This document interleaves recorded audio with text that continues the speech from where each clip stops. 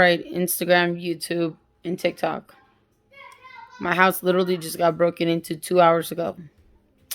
It was two gentlemen. That's all we could hear.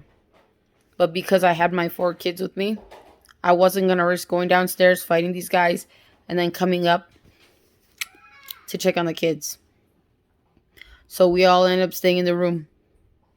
My oldest daughter got all the kids in the closet. I told her, no matter what happens to me, do not come out until I tell you otherwise.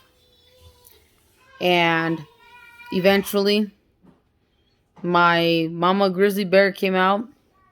I pulled both of my taser guns out and I scared them away.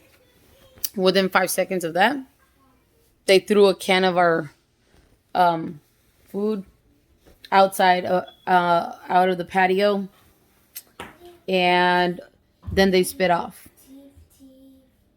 I don't think that they were expecting me to be armed, but thank God I was. Number two, the Las Vegas Metropolitan Police Department knows that I'm a really responsible person, as they've checked my criminal background check, I think like once before, and didn't see nothing. And so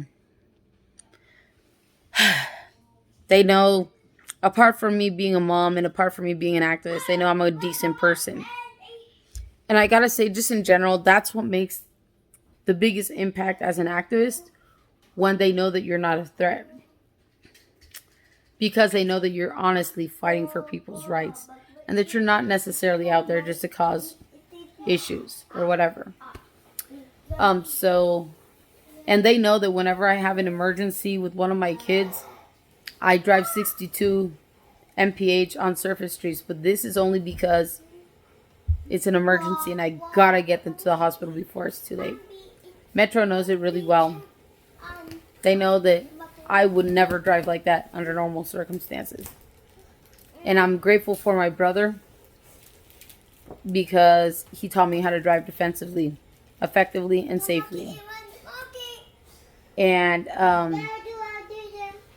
super, super grateful for my brother because that has saved our lives a handful of times. And Metro knows, apart from that, that I drive according to the way other drivers are around me. And so if I gotta be defensive, I'll be defensive. If I can just drive the speed limit, I'll definitely do that. But they also know that when I have an emergency regarding one of my kids, I go 62 mph on the surface streets. This last time, my younger son had a fever and I had to rush him to the hospital. And this was back 3 years ago, before all this pandemic happened. And so I had 3 ambulances behind me just to help me effectively and safely get my son to the hospital.